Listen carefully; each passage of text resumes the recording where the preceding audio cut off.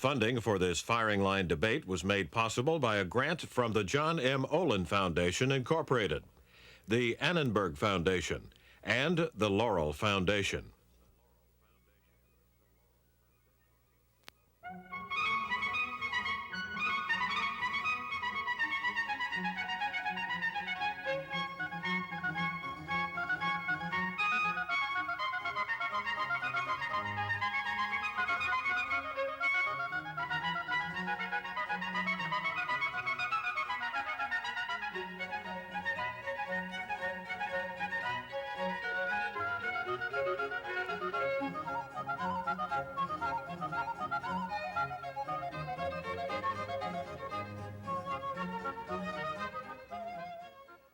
From the moot courtroom at Fordham University Law School in New York City, welcome to a special firing line debate.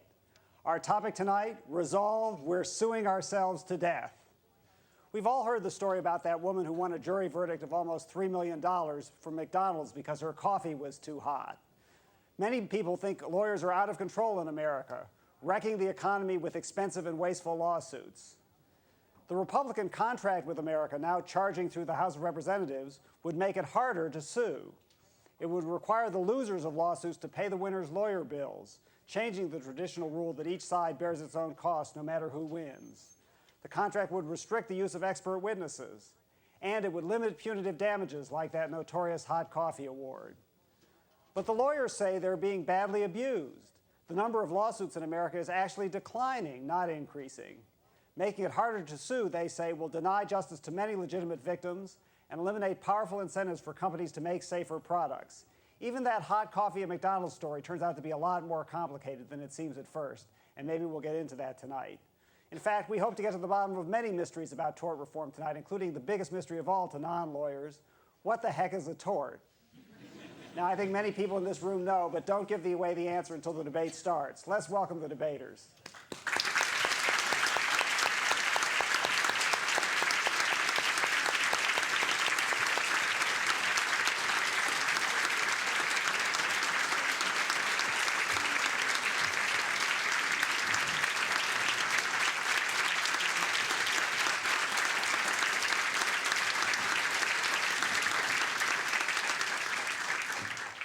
Many viewers of the O.J. Simpson case on TV have complained about that television coverage. They say there just aren't enough lawyers on the screen. Well, if that's your complaint, you've turned to the right channel tonight, because we've got all the lawyers anyone could want. Captain of the affirmative team is William F. Buckley, Jr. Mr. Buckley is a man of many distinctions, but his prime distinction on this occasion is that he's the only person in this debate, maybe the only person in this courtroom, who is not a lawyer. Mr. Buckley is the founder and eminence grise of both Firing Line and the National Review. He was involved in a famous lawsuit many years ago with Gore Vidal, but at this late date, I can't remember who sued whom or who won. Maybe that tells us something about lawsuits. Michael Horowitz is the director of the Hudson Institute's Project on Civil Justice Reform. He was general counsel of the Office of Management and Budget under Ronald Reagan, and he is a graduate of the Yale Law School. And I hope you'll keep count on which law school has the most representatives here tonight. Peter Huber is a senior fellow of the Manhattan Institute and author of several books criticizing the legal system, including one called Liability and another one called Galileo's Revenge: Junk Science in the Courtroom. He's a graduate of the Harvard Law School, but that's okay. He also has a doctorate in mechanical engineering from MIT. The fourth member of the affirmative team is Edwin Weisl, Jr. He was Assistant Attorney General in charge of the Civil Division under President Lyndon Johnson, but has since become a Republican. These things happen. He's a member of Empower America and the Heritage Foundation, and he's a graduate of the Columbia Law School. Now, captain of the opposing team is Alan Dershowitz. You may never have heard of Professor Dershowitz. He's known for being shy and retiring. He doesn't get out much. But he's the Felix Frankfurter Professor of Law at Harvard, and he has represented such well-known criminal defendants as Leona Helmsley, Klaus von Bülow, Michael Milken, and of course, O.J. Simpson. As well as teaching there, he's a graduate of the Harvard Law School. Yale? Oh, so it's 2 for Yale, 1 for Harvard so far. Pamela Gilbert is legislative counsel to the law firm of Malkin and Ross in D.C. Previously, she was director of Public Citizens Congress Watch, founded by Ralph Nader. At the moment, she's the senior lobbyist for consumer groups opposing the tort legislation in the contract with America. She's a graduate of the New York University Law School. Thomas Moore is a practicing lawyer here in New York. According to his resume, he has won 47 jury verdicts of $1 million or more. And he's the author of books entitled Medical Malpractice and Evidence in Negligence Cases. He's a graduate of this very law school, Fordham.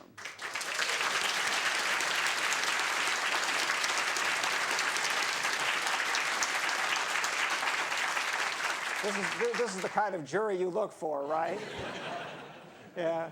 Stephen Pegalis is also a trial lawyer practicing in Long Island. And Mr. Pegalis has won more than 50 jury verdicts of $1 million or more, so he's 3 ahead of you, Mr. Moore, including 10 over $5 million, 5 over $10 million, and 2 over $20 million.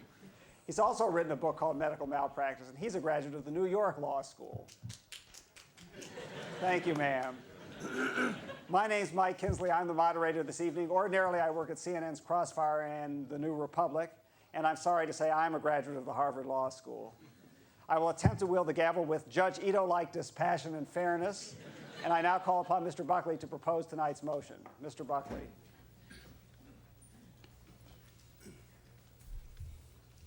Mr. Chairman, ladies and gentlemen, anybody who takes pride in American justice has not spent an hour watching the trial of O.J. Simpson, let alone 100 hours. As a distinguished judge opined over 20 years ago, in America it is becoming preposterously difficult to establish plain guilt. Another way of looking at it is if as many hours were devoted to determining the guilt or innocence of every person accused of a felony, every other male and female in America would have to be a practicing lawyer beginning at age 12. If I were to question Mr. Dershowitz, who is really much more interesting than Rosa Lopez, about what he was doing where and maybe what he was thinking between the time he was 6 and 10, it would take longer than we have tonight to establish something as obvious as O.J.'s guilt, namely that we are suing each other to death. The raw figures are, of course, there. We have 30 times more lawsuits per person in America than in Japan. In 1989, over 17 million civil suits were filed in American courts. That's 1 lawsuit for every 10 adults. Less than 50 cents on the liability dollar, by the way, goes to anybody who is injured. But the most significant figure, surely, is this, that since 1960, jury awards have risen in constant dollars over 9,000%. It isn't surprising, but it is overdue, that Congress has set out to do something about it. Those of us who object to the federal government's assumption of responsibilities that lie constitutionally with the states regret federal impositions, but we live in an age where the courts have ruled that up-down movements of an elevator in Iowa are acts of interstate commerce. One imposture begets a second, defensive in character. So what do we on the affirmative ask? That we look again at the doctrine of joint and several liability. Does it really further the claims of justice to hold liable the company 1,000 miles away that manufactured the grill on the truck that skidded into the schoolchildren?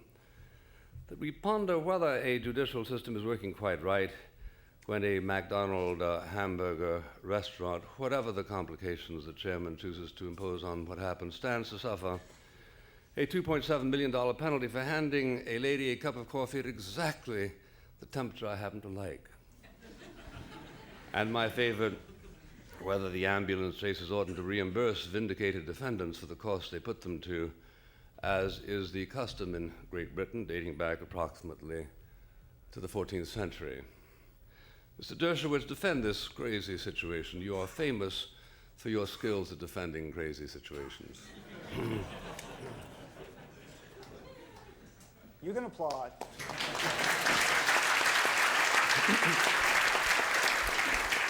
You don't have to applaud, you just can applaud. Mr. Chairman, I accepted this debate on the assumption that this would give me 1 day of relief from the O.J. Simpson case. And yet I find myself compelled to defend O.J. Simpson here today as well. I won't. Just wait to hear the defense's presentation in court. The object of the law of torts is essentially threefold. 1, just compensation for the victims. It goes back to the Bible. 2nd, incentive to produce safe products. And 3rd, the maximization of economic efficiency. Not surprisingly, William Buckley takes the position of wealthy corporations. we take the side of more moderate proposals on behalf of the average hardworking American who may be injured on the job or by hazardous products. Let me start out by agreeing we must stop frivolous lawsuits, but we must also stop frivolous defenses of meritorious lawsuits. That is the big problem we face in our system today. Large corporations instruct their giant law firms to paper the plaintiffs to death, to depose them into the earth, to defeat them by so much foreplay that they will never get to the act itself. And we're here today to seek a moderate solution to the extremes on both sides. No, we should not end punitive damages. Look at the case of the Ford Pinto, which back in the 1970s, the manufacturers were told in no uncertain terms that they were violating federal standards and that if they continued to allow that Ford Pinto to travel on the roads of America, hundreds of people would be killed. What did they do? They went and they did a cost-benefit analysis. They figured out how many millions of dollars it would cost them to recall every Ford Pinto and to repair it so that no one would be killed in the event of a rare impact. And then they figured out how much it would cost them to pay for the 180 human lives that their actuaries told them would be sacrificed if they did not recall the Pinto. And one of those people, many, were killed. One of them brought a lawsuit. And in the course of the lawsuit, discovered that document, found that smoking gun, and got a jury to say, my God, have you no shame? Have you no sense of human passion? Do you really think you can value a human life that way? And they imposed hundreds of millions of dollars of punitive damages against the Ford Corporation. And if that verdict had only stuck, there would be many more people today who would not have been sacrificed on the altar of greed. Mr. Buckley talks about ambulance chasers. It is not a one-way chase. When that ambulance is heading to the hospital after the accident, there are two people in chase. One, the insurance claims adjuster trying to get there first, to get that poor victim to sign away his rights. And the other, the personal injury lawyer there to try to level the playing field and to try to see that that injury victim gets her or his rights given by somebody who has a different incentive. I want to see reform, but I want to see it go both ways. I want to end with the irony of William Buckley here today advocating government regulation, fearful of the free marketplace of tort reform in front of juries. Thank you very much.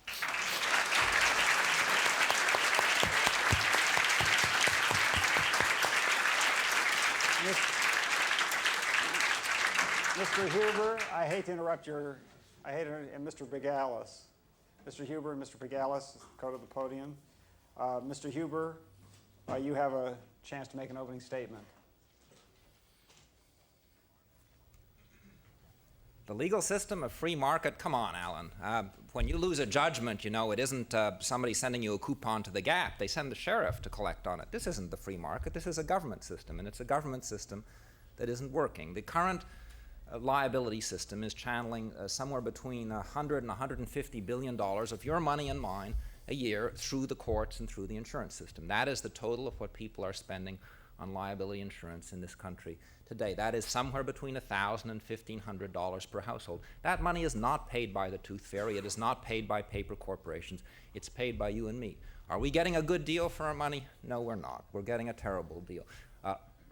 Half or close to half of that money is chewed up by intermediaries, by people like Alan and lawyers on the other side who are simply processing this paper. And the money that does go to victims, it often goes to the wrong people. It goes, in some cases, to real victims, and in some cases to people who are very good at manipulating the system. If you buy a step ladder today, probably 20% of the step ladder's cost is a liability cost. If you buy a football helmet, it's perhaps half of the cost. If you buy a childhood vaccine, it's perhaps somewhere between 60 and 80% of the cost is to cover a liability insurance. We have seen a wholesale exodus from several major industries, vaccines and contraceptives and so on. It's not possible to buy a morning sickness drug in this country over the counter because of liability problems. These are serious costs. They are not costs borne by somebody else. They are costs borne by you and me. I went through a pregnancy recently with my wife, and I know the costs of not having a morning sickness drug. When suing becomes routine, we are suing ourselves to death. Thank you, Mr. Hooper. Mr. Pegalis, you have a minute and a half. The Mobil Oil Company Make the most of it. published in the New York Times an advertisement, "Civil justice balance the scales."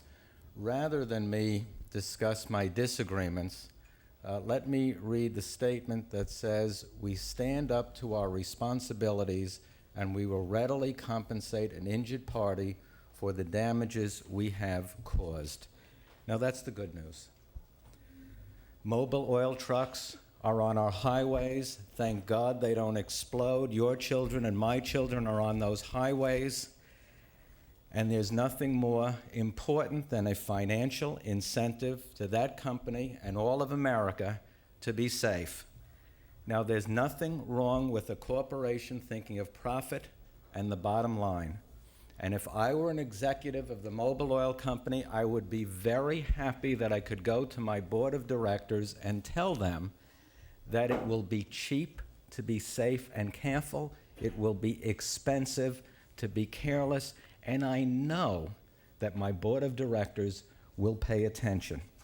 And frankly, if I were as an executive of the Mobil Oil Company, I would be happy that I didn't have to go to that board of directors and have to say, based on our public spiritedness and based on our sense of morality, we have to be safe. I'd rather talk about the bottom line. And I think America could rest a little safer. The fact that the Mobil Oil Company and every other corporation in this country knows that it pays to be safe. Thank you, Mr. Pegalis. Mr. Hooper, you can cross-examine Mr. Pegalis. Mr. Pegalis, you're an executive of sorts too. You run a law firm. I do. Right? Do you, if you have a bad day, or perhaps if one of your associates does and files, you know, what that turns out, let us say, after the fact to be really a poor suit, you lose quite quickly. Do you face any penalties? Oh, I sure do. From the legal system? I should have brought my overhead. From the legal system? I should have brought my overhead. Are you kidding? We lawyers have an enormous financial penalty just running our firm. We screen in our office, and Tom must have it similarly, 2,500 cases a year. Who's paying for us? Who's paying for that? We are. We accept between 100 and 200 cases a year. We better be careful in what we do accept. And then we have to support those cases for 3, 4, 5, and 6 years. If we don't pick carefully, and if we lose those cases, boy, do we have a penalty. You want to have another penalty imposed on top of that? There'll be no lawsuits. But in fact, we know that your firm may have above average batting averages. Thank you very much. I must be doing a good job. In fact, about 60% of medical malpractice lawsuits lose nationwide. That means that those suits are brought and a jury determines they're invalid, and they've imposed a serious cost on the doctors. I mean, being sued is no fun. Is there any way that 60% which go to trial and verdict? Is there any way you compensate for the people for the costs you impose on them when you file a bad suit? Well, let me put it and this shouldn't way. Shouldn't you be doing that? Let's give you two answers. Number one, I say, Mrs. Smith, I want you to know you have a very good case, but I can't guarantee you're going to win. I know. But how about Dr. Jones, who's being sued? I know Dr. Jones is just on his last penny, but I know, Mrs. Smith, that you're barely hanging in there. I think we can win the case, but I can't guarantee it. The only thing I have to tell you, Mrs. Smith, is that if we lose, you have to bear the cost. The other Dr. thing, by the way, cost, now right? if Mrs. Dr. Smith says Jones yes, bears his own cost, because we want to sue him I know even you're if trying he's to help blameless. out Dr. Jones and his lawyers who really need your help. I'm trying to help out people who are innocent, who are being injured then by when I go by to the bad jury, conduct. now probably, Tom, you wouldn't do this, but might you say to the jury, by the way, one last thing before you go to deliberate. If you find against Mrs. Smith, she has to pay the costs.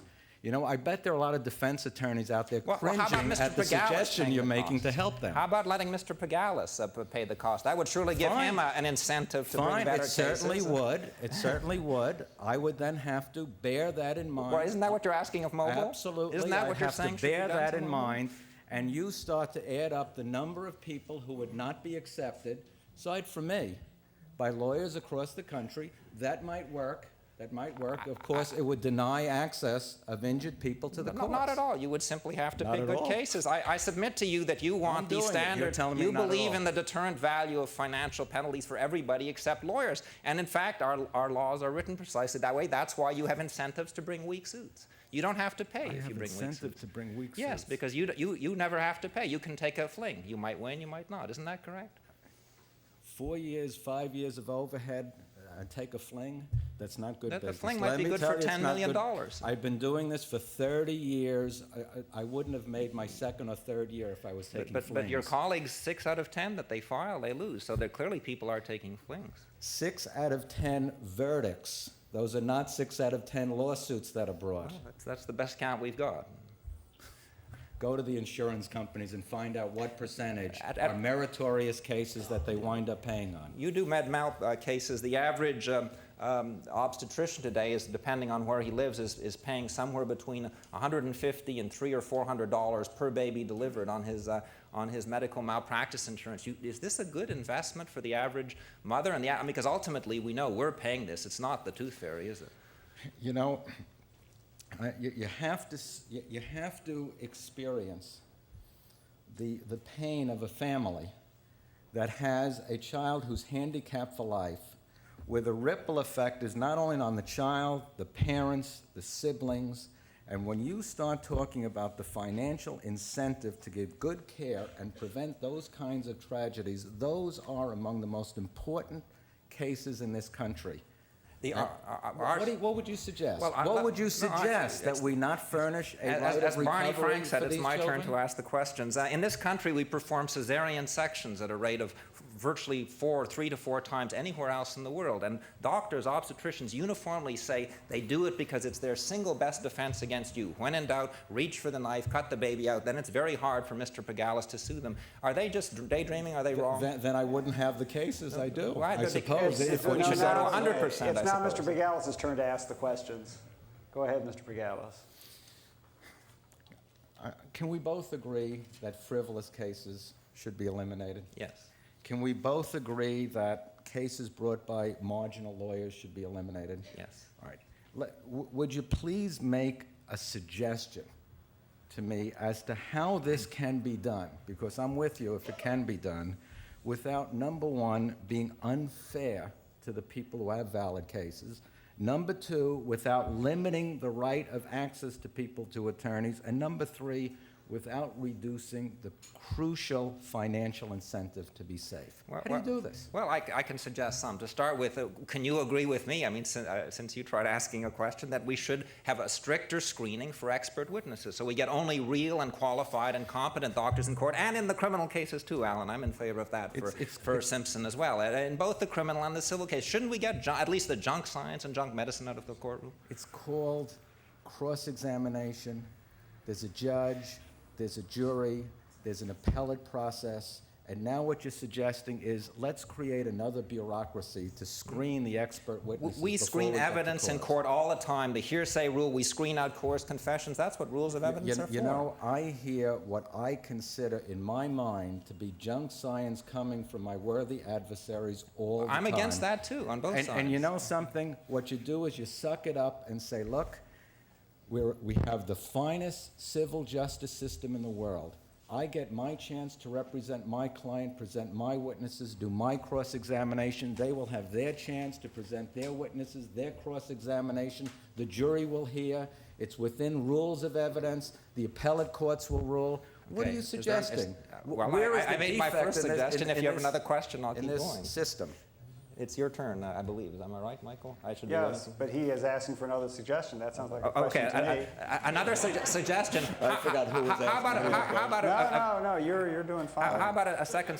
How about a second I must say, suggestion? you've thrown me off because usually I ask the questions. How about a second I'm not used to suggestion? them coming back at me. Give people the option when they go, and I just went through my second baby, or I had the easy part, but give people the option when they're going into an essentially consensual transaction, like having a baby, okay, where we think in advance about these risks, or most of us do. Give people the option to take a first-party insurance policy against these things with high limits, all right? Let's say $1 million per baby, and with the agreement that we're self-insured, we've written the insurance policy up front, no Mr. Pegalis in the scene ever. This is an agreed transaction, we've been warned, now no lawyers after the fact. That's the insurance we want. How about that? The purpose of the tort system is to create a financial incentive for people to be careful. It's the single most important thing that we are talking about here. Any suggestion that you make that dilutes that signal, whether it's dealing with delivery of babies, surely one of the most important things done in this country, or any other aspect all across America, I'm against. Because it's not safe. Use your think about it. Think it through. Use your common sense. Think of human nature. I'd like to use it, if that's a question. I live just a few miles from Washington, D.C. In Washington, D.C., I believe the number is now 80% of all obstetricians have been sued in negligence. Am I to take it that we simply shouldn't have babies in Washington, D.C.? Are they all negligent? That's obviously the logical conclusion of what I was suggesting. Well, Did you really think that's what I was suggesting? Well, I'd be interested to know. Where do we go next? If they're all condemned. I am in favor of healthy children. I'm in favor of good care. Boy, I got this witness. Do you think the lawyers are helping us? I'll tell you, when we went in to have our baby, my wife told me under no circumstances tell the obstetrician you're a lawyer, because if you do, he's going to perform a C-section. And she's basically right. Isn't that silly? She's basically right. Isn't that silly? Isn't that? No, she's Can you imagine that an obstetrician would be so unprofessional? He's a lawyer, and you know something? If he would do that, you got the wrong obstetrician. We have 4 times the number of cesarean sections as other countries for precisely that reason. Thank God. Thank God. Well, I haven't heard your answer to his question. Won't your insurance plan eliminate any incentive to obstetricians to be safe? Essentially all doctors are insured except for a few very nervy ones who put all their assets in their spouse's home and say, so sue me, I've got no money. I mean, if having an insurance policy around eliminates incentives, everybody's insured. Now, you don't sue people who aren't insured. Whether they're insured or not, they don't want to be sued. If they're doing the right thing for the right reason, great. If they're doing the right thing for the wrong reason, it's still great. The issue is preventing damage, preventing injuries. It's the whole issue. You object to thank you both. You both get more chances as we progress. Thank you. Mr. Horowitz, Michael Horowitz, it's your turn to give an opening statement. It's your turn to give an opening statement, Michael Horowitz. From the podium, just like the grown-ups.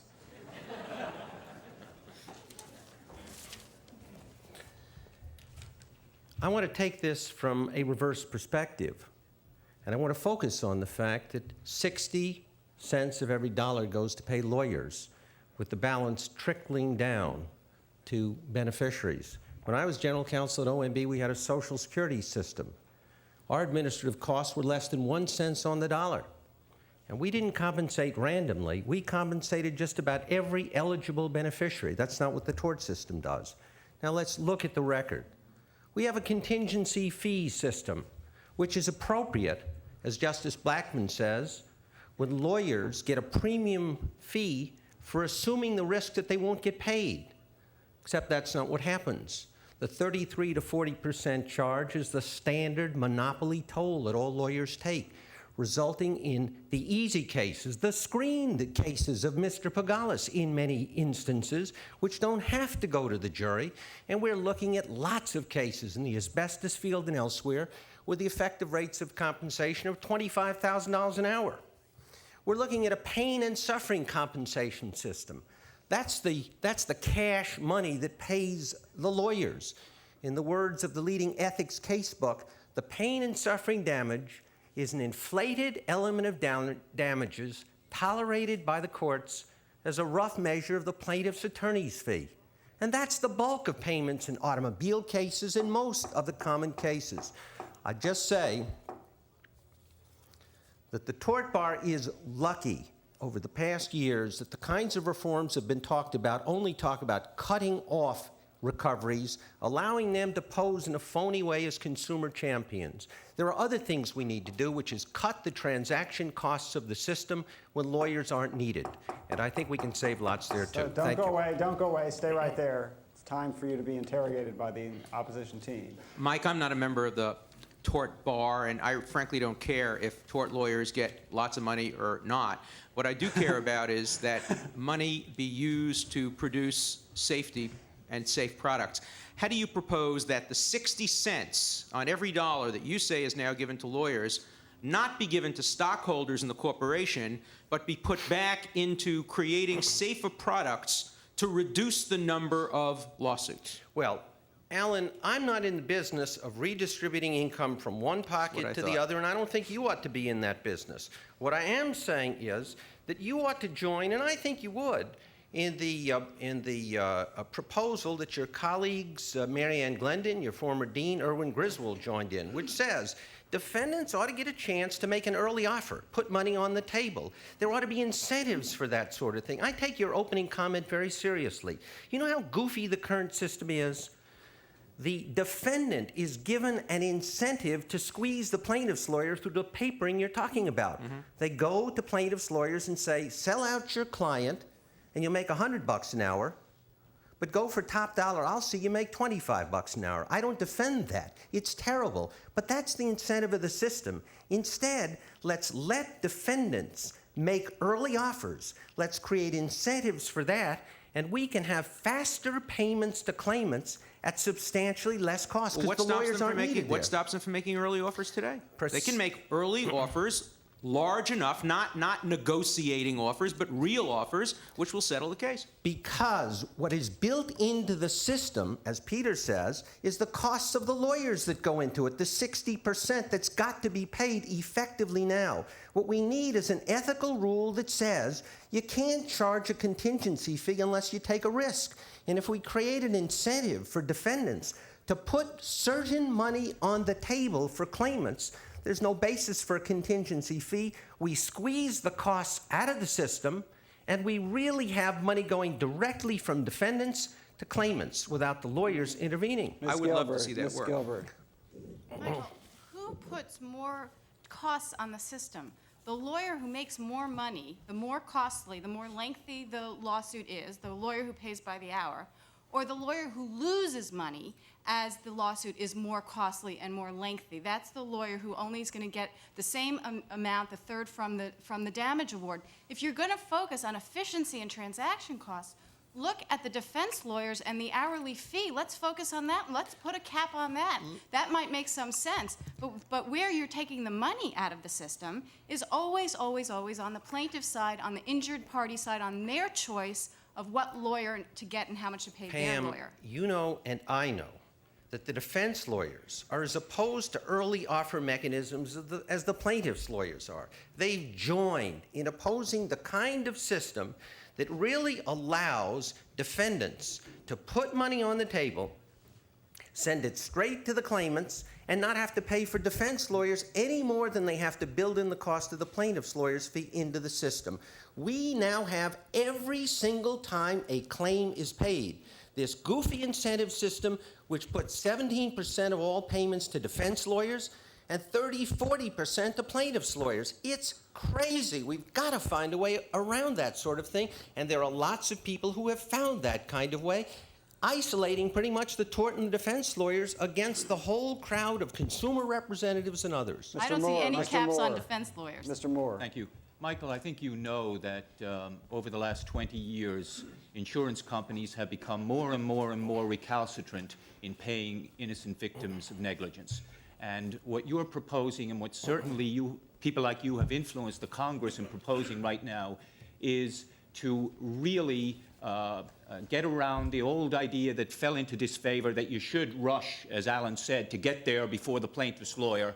But while the plaintiff's lawyer is there, to pit her against her client and to therefore save the wrongdoer money. But the fact is that if insurance companies were really interested in paying legitimate dollars to innocent victims, there's nothing to stop them all these years. Why are they going in the opposite direction? And you know they are. Because the incentives of the system are stacked to pay lots of legal fees, are stacked to generate controversy, do not give defendants any incentive to make an early offer, because when a defendant does that, he's bargaining against himself. What I say is, you tell a defendant, you get that money on the table, the money goes straight to the claimant.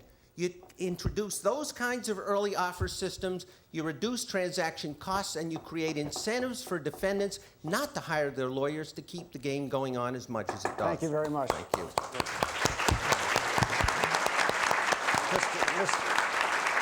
Mr. Moore, it's your chance to give an opening statement.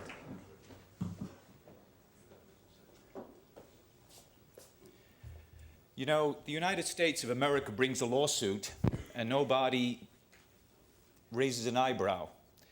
The states sue businesses and others.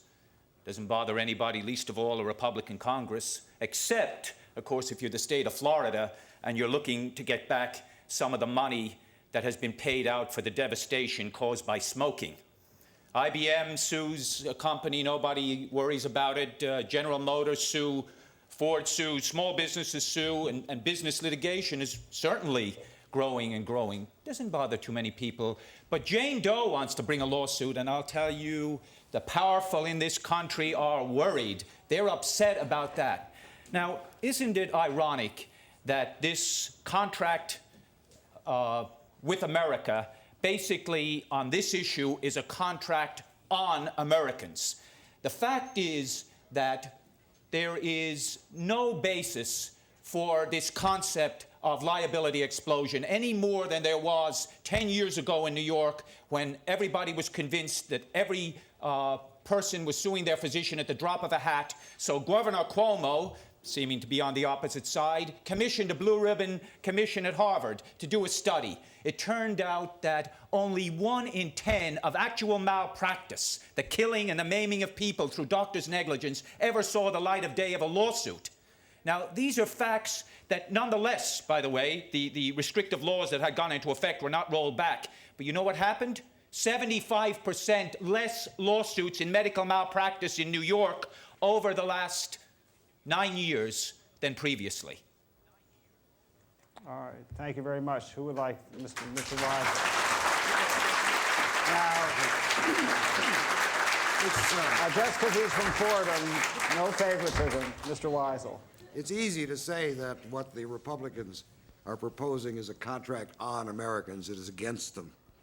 First of all, I think one of the good things about the contract is a lot of these young Republicans that have come in this time are not lawyers. So for once, we can get an objective look at some of these problems. Don't forget this is supposed to be a question. But isn't, in fact, the cost of medical malpractice a contract not on Americans in the sense that you, I, and everyone else in this room is paying for it? That a doctor in New York has to pay between $8,000 and $60,000 a year in insurance, which cost is immediately passed along to you and me as patients, and that something has to be done in order to reduce the costs on the average patient because of these excessive insurance costs. You know, that's terrific, Ed, because last year, the Democrats, for well or ill, had some proposals about what to do with health care and the out-of-control aspects to it. But the Republicans didn't like that. Now they come along, or they're going to come along, they're on products now and malpractice is next. They're going to come along and do something about malpractice because that is the bane of doctors and healthcare existence. And nothing could be further from the truth. The fact is that 0.64% of the cost of health care in the United States of America annually is reflected in the premiums charged for malpractice insurance. Well, and let me just add, you made a second point. These exorbitant costs that are being charged on these poor doctors for malpractice insurance. Isn't it interesting? And usually the best example is the obstetrician, right, who's going out of business because of it. In Nassau County, the obstetricians pay more than any place else in the country for malpractice insurance. There are more obstetricians in Nassau County per capita than any county in the United States of America. Yes, And you can look that one up. That's well and good, but You believe me, don't you? I don't need an obstetrician, but in other cases, Well, Mr. Hoover went on about I it. have to pay. My doctor, for example, who doesn't do surgery, pays at least, to my amazement, he told me what he makes. He pays over 15% in medical insurance. He's never been sued. Another doctor I had dinner with the other night, who's just taken over a large practice, pays $30,000 in insurance. She doesn't make $1 million a year, yet she hasn't been sued. Now, how do we take care of this problem? Her patients pay. Not the doctor, not the insurance company, but her patients end up paying. Maybe you should ask some of the big contributors to the Republicans that are pushing such legislation why. Why they don't set their house in order, and why they don't give some benefits to the people who haven't been sued as opposed to the people who have. They don't do that. Basically, they're in the dark ages in terms of analyzing claims, in terms of analyzing responsible parties, in terms of putting it where it should go. And innocent people are suffering along with the guilty. That's true. Mr. Huber. But that's not our fault. I have there are two real questions here. I went back to the yellow pages of some years ago, 11 pages for ads for lawyers, very modest. This is current 9X pages. 68 pages of ads for lawyers, many full pages. Experienced in obtaining large cash awards, screams one ad. Known for our frequent multi-million-dollar awards for our clients. There is only one advertiser in the whole yellow pages who actually has a white tab that you can pull open, and this is Fagan Associates multi-million-dollar verdicts and awards. They Fagan Associates? Yeah, Fagan and Associates. Appropriately named. I have two questions for you. First, and they're serious questions. First, do you not think that at some point this creates an incentive for really litigation by people who are not injured but who are simply trying to play the system? And secondly, what fraction of this book has to be filled with these ads before we say enough? Okay. Well, I'll tell you right now, if I could roll back the decision of the Supreme Court of the United States of America allowing lawyer advertising, I would. But the fact is, it is allowed. And I'm certainly not going to stand and defend all the ads you see and the tenor of those ads. But can anyone doubt that people, if they're discerning enough and if they look closely enough and long enough, are helped by the concept of advertising? After all, why should it be witness, really somebody who is not jumping for joy with it, but how can a system be hurt by advertising when it proliferates in almost every other endeavor in our United States and has for many, many years? Well, most forms of advertising, I agree, but when you advertise to people a real prospect of getting millions for nothing, aren't you almost certain to pull out of the woodwork people who, in fact, have no real injury but say, gee, this is my chance for a lottery pay? Well, you see, this is a... Go ahead, answer briefly. Okay, very briefly. In other words, you're reading into it that it's the person that reads it and says there can be a recovery of millions of dollars, that this person has an ingrown toenail. But that's like your mind bent right from the beginning, isn't it? Then we'll make that a rhetorical question. Thank you very much, Mr. Ward.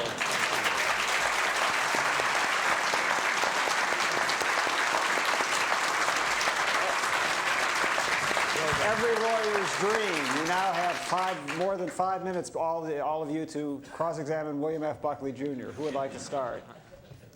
Okay. Mr. Moore. Bill, your associate, your friend, and gave eloquent opening remarks concerning the fact that lawsuits are resulting in about 70%, medical malpractice lawsuits are resulting in about 70% of defendants' verdicts.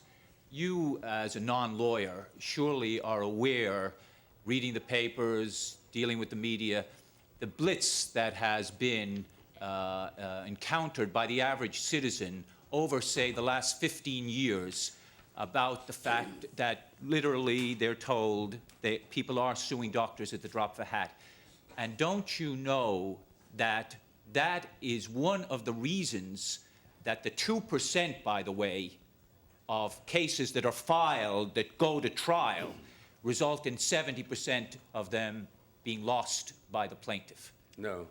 You don't know that? No. Well, let me ask you this. Don't you know that when people believe that money is being taken from their pockets by unjust claimants, they're going to look askance at those claimants in a very generic way and maybe avoid the specifics. You certainly, as an individual rights advocate over the years, and learnedly so, know that, don't you? I think, Mr. Moore, there's a lot of fatalism in America. People feel the situation's out of control, that lawyers are running things, that insurance companies are running things, and that under the circumstances they had probably best follow whatever counsel seems more persuasive in any situation. This is a reason why, undoubtedly, a lot of medical treatments are given which really aren't necessary. And this, I'm sure, is the reason why a lot of people simply turn situations over to lawyers, because we're suing each other to death. How do you know a lot of medical treatment is giving unnecessarily? Is that because you read it? Experience. Experience? You experienced it personally yourself? Yeah. So would you say that maybe your instance proved the rule the other way? In other words, one instance doesn't prove anything, does it? It depends. Do you know what defensive medicine is? Have you heard bandied in about your the legal concept work? of Have you never made a citation based on a case? Oh, absolutely. Well, then you thought it had probative value. But I know I think my experience has probative value. It has probative value, but it doesn't prove the case. Bill, Do you know what defensive medicine is? Do you know what defensive medicine is? Do I know what defensive medicine is? Of course That's I do. bandied about by proponents of tort reform. There's too much defensive medicine. Do they define it? Or do you know what it is? Either one. I'll take either. These are matters of judgment, as you know, and you should know better than to ask me a question which is that easy to handle. The fact of the matter is that people are very jittery as a result of people like you. People like you pounce on a case and are instantly ready to read bad performance, negligence, or whatever. That's your business. I say our side wants to make this constitutionally less easy for you. There's got to be some reason why you have a fairly advanced societies in Germany and Japan with a very small fraction of the lawsuits we have. Let's talk about Japan for a second. Isn't it true that in Japan, people just don't bring lawsuits? They have a stiff upper lip. They take it. Recently, there was a case in Japan where a woman was diagnosed as having cancer of the gallbladder, and her doctor, to spare her the agony of learning about it, told her she had gallstones, even though it was operative, and she died. And that's the kind of lawsuit that people don't bring in Japan and Germany. Isn't it a virtue, Bill, that citizens of this country think they have recourse? Are you indicting Japan on the basis of one case? Because Mr. Moore wouldn't approve of that. No. I'm talking about trends in that you're talking about, trends in Germany and Japan where fewer lawsuits are brought. Well, and are you saying that the paradigm of responsive cooperation is Germany and Japan? If you're saying that people in Japan are more historical, I say yes, I think they are. I think they're more historical in Rome, for that matter. And is that necessarily bad? No. I think a certain amount of pain has to, in this vale of tears, has to be endured. Now, the alternative is simply to rush to a telephone and call a lawyer. But given a choice, that alternative is overindulgent. Well, you may be right, but isn't stoicism inconsistent with assertion of rights? Isn't it good in a democracy like this that when you feel aggrieved, you know you can vindicate your rights rather than simply licking your wounds and going home? Isn't it true that the two nations you cite, Germany and Japan, certainly have not had great traditions of liberty? Question. Yes, I think that's true. So we have a few seconds left. Mr. Pegalis. Mr. Pegalis. Let me assume a patient goes to a hospital, is sent out without an X-ray, and winds up quadriplegic because of negligence. There's a lawsuit that results in a multi-million-dollar verdict. For that, I would favor capital punishment. Capital. I saw that program. There's absolutely correct that there are bad doctors, there are bad lawyers. It has nothing to do with bad doctors, because I haven't finished my question. And they ought to be punished to the extent that one can quantify something like permanent paralysis. The result. We have no objection to that. I have to cut both of you off. Thank you very much, Mr. Buckley. You're welcome. Anytime, but not now. Mr. Dershowitz. All right, who has the courage to cross-examine Alan Dershowitz over there? Alan, you mentioned Germany and Japan. Germany, as we both agree that Germany and Japan don't have quite as many Mr. Moores as we do. Do you have any reason to believe or know that they have better delivery of babies, safer obstetrical practice in Germany, or worse? I mean, are they any different from us? I think they're considerably different. I think that there are considerably more torts, more injuries to individuals in Japan, certainly, do they have worse doctors? And less remedies. Do they have less careful doctors? I imagine. Well, have you? I mean, if I submitted to you that in fact their incidence of birth defects and all of the other horrors that sometimes accompany childbirth are exactly like ours. No, okay? No worse, no better. That would surprise you? No, not only would it surprise me, I would be absolutely confident it was wrong if you discounted for issues of poverty, if you discounted for a range of other issues, and if you took identical populations in this country and Japan, you would find that we have much better medical care, and largely because we have a responsive legal system, and precisely because, as Mr. Buckley put it, people get the jitters when they see Mr. Moore. Jitters is good. And you want to be treated by a jittery doctor? No, I want to be treated by a doctor who put his jitters behind him and who understands that the best way of avoiding a lawsuit is not staying up late at night and not having a drink before you operate and doing all the right things and knowing that if you do good medical practice, you're not going to be sued. One other jitters question, a quick one. In 1978, New York City paid $23 million in liability. In 1992, $230 million. What do we get out of a jittery New York City? What are we looking for exactly? Fewer potholes, I think, fewer accidents. Has that happened between 78 and 92? We see a policeman indicted just now for having shot somebody. These are part of a system. The city got better during that period. I think we had a tenfold increase in liability. You know, you're applying a simplistic notion. The city got worse, but at a slower pace, and that's tremendous improvement. Thanks to Horowitz. Mr. Horowitz. You expect too much. I expect very little. As long as it does incremental good, I'm satisfied. Mr. Horowitz. Well, let's just pose the question of whether the legal system is responsible for the slower rate of decline of New York City. Mr. Moore cited the statistic that with our medical malpractice system, with all these scary lawyers around, only 1 in 10 acts of malpractice get picked up. Notwithstanding that fact, we're still looking at $140,000 malpractice premiums for doctors, which makes it hard for young doctors to come into the system. I agree with you. Lots of costs. Aren't there better ways in the tort system, Alan? There are much better ways. For example, if doctors are drunk, do we really need Mr. Pegalis to make a $5 million out of that case? Can't we just kick that doctor out of the practice of medicine? Isn't that cheaper, faster, more efficient, and more protective of consumers? We don't do it. We don't do it. The system doesn't work. But Alan, will you join me, Alan? Mike, will you join me, Alan, in adopting that system? Isn't this ironic? You want to build a whole superstructure of government regulation. You, the free market person, wants to have a system of how we regulate doctors and throw them out. And here what we're saying is let the free market operate. Let Mr. Pegalis be a private attorney general. Let him who has an incentive, a financial, capitalistic incentive, the kind you usually applaud, to bring the lawsuit and let the market operate. I am happy to have a compromise. I want to throw the bum out, and I also want to compensate his victim. Alan, you want 600,000 private attorneys general in the United States. One's not enough for you. 600,000 of them you think makes us better. Would 3 million make us even better still, do you think? We don't have 600,000 lawyers. What do we have? We have 600,000 graduates of law schools. Many of them become, like you, productive citizens in our society. Writers, authors, hosts of talk shows. We don't have enough lawyers representing the poor people, the disabled, the disadvantaged, the people on death row. You want to hear a secret? We have too few lawyers in this country. Too few lawyers representing the kinds of people who really need representation. So we need 10 times more malpractice.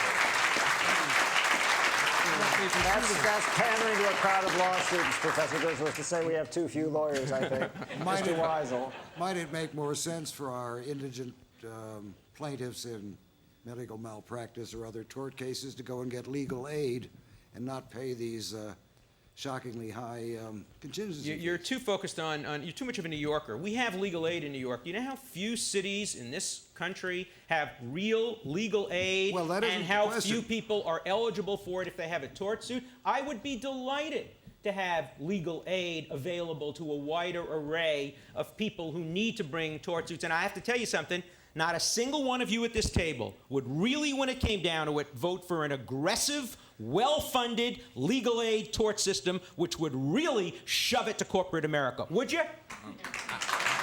I'm hearing a lot of silence. If I were voting for help for the poor, I think for most poor people, a lawyer is perhaps low on their list. But let me ask you this. Briefly. Among the loudest complainers about the problems of liability are groups like public schools, which can't have gymnastics programs anymore, or diving programs. You've got Little League Baseball. You've got the likes of Mother Teresa and so on. I agree with you.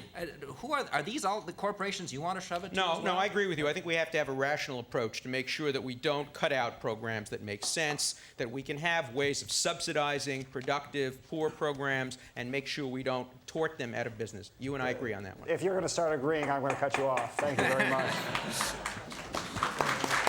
Mr. Weisl. Mr. Weisl, this is your opportunity to make an opening remark. Well, the real problem with this panel is there is, as you can see, much more agreement than disagreement. It's all a question of methods and means. We are kind of in the position of the client who said, I want a one-armed lawyer because I'm sick of these ones that keep saying on the one hand or on the other hand. And that's where we are. We all want medical malpractice to cease. We all want our medical bills to go down. We all want our Pintos to cost less, but we all want to be compensated if there's something really wrong with them. And that, of course, is the issue. Let me give you an example of some of the problems. We're all taxpayers. When I was in the federal government, under me, I had all federal tort claims. In every single air crash, the federal government was sued as a matter of course. Now, in our analysis of these cases, we found out that our liability in most of them approximated zilch, and in some it went to as high as 5%. But the federal government could pay. So if everything went wrong and the plaintiff won, Uncle Sam could pay. Now, Uncle Sam is not a person with a lot of money. Uncle Sam is a government with your money. So you, the taxpayers, were paying when you were 5% liable for an air crash. This is not right, and this must be addressed. And I believe that the proposed legislation addresses it, not in ways that I would approve of entirely, but it should be. When product liability, for example, is costing the economy between $80 and $120 billion a year, something is wrong and the economy can't afford it. So how are we going to reconcile these problems? That's a rhetorical question. Stay right there. No, don't leave. But here's a chance for a real question for you. Ed, high costs of premiums for malpractice doctors in New York. Sir. For malpractice insurance. High, some of the figures given, without a doubt. You know, they could be lower. And if you knew, and I don't know whether you do or not, that Medical Liability Mutual Insurance Company that was formed in 1975 and that insures well over 70% of the doctors in New York State, in the 20 years they've been in existence, has never paid a penny of the premium dollar they've collected, and is now, get this, a multi-billion corporation. Maybe the doctors should look to medical liability insurance for their high premiums, do you think? Well, I don't understand precisely the organization you talk about, but if it brings premiums down, I favor it. Okay. Because I'm paying them. Ms. Gilbert. Well, we've been talking a lot about insurance. People keep bringing up insurance rates, and insurance rates are a problem. They're a problem for businesses. They're a problem for doctors. We'll agree. But we're talking apples and oranges, unfortunately, very often when we're talking about insurance rates and how the tort system works and what signals it sends. And what I would ask, what I would point out to you is that the product liability legislation that you talked about, do you know that the insurance industry has testified time and time and time again that if that legislation passes, insurance rates will not go down in this country? They have said it over and over again, and they say it for one reason, because they're scared to death that attached to that legislation will be a provision that says insurance rates have to go down if we take the rights of injured victims away. So that if we have an insurance problem in this country, don't you think we should solve it by looking at the insurance industry rather than injured individuals' rights? Well, again, on the one hand or on the other, the answer is we should look at both. We're none of us here to defend the insurance industry in this country. I'm sure they're making money on these extortionate premiums, else they wouldn't be in business. However, in certain places where the state has imposed limitations on them, such as in California, a number of companies have simply withdrawn from writing insurance in that area because it's no longer profitable. So this is a problem. We're here to solve problems, not to tear one another's hair out about disagreeing on them. Ed, are you in favor of punishing frivolous defenses to valid lawsuits?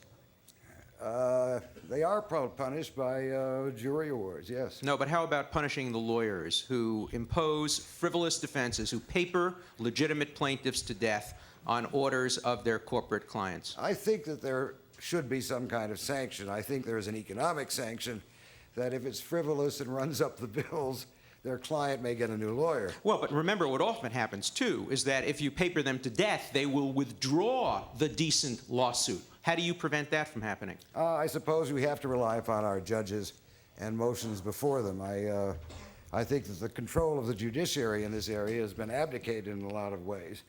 One of the reasons, which I think is very unfortunate, is the judges are from the same ranks as the trial lawyers.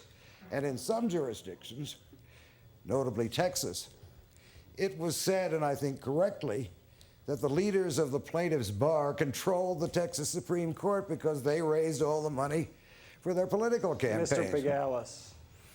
Follow up a question I was asking Mr. Buckley. A patient is sent out of the hospital, becomes quadriplegic, there's a lawsuit, the jury awards many millions of dollars, and every insurance company and every risk manager within sight goes over and over that case, and they have a whole campaign to make certain that doesn't happen again.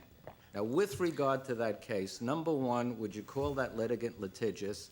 Number two, what do you think of the activities of the hospital risk managers and the insurance companies for making sure that activity doesn't come again? And number three, how would you preserve that crucial signal that's necessary to limit that kind of action from happening again? Well, you've asked three questions. Yes. The first one is, I don't know whether that plaintiff is litigious because I don't know what caused his becoming a paraplegic. I just gave you the Assuming the hypothetical. hospital did, of course he's not litigious, he ought to sue.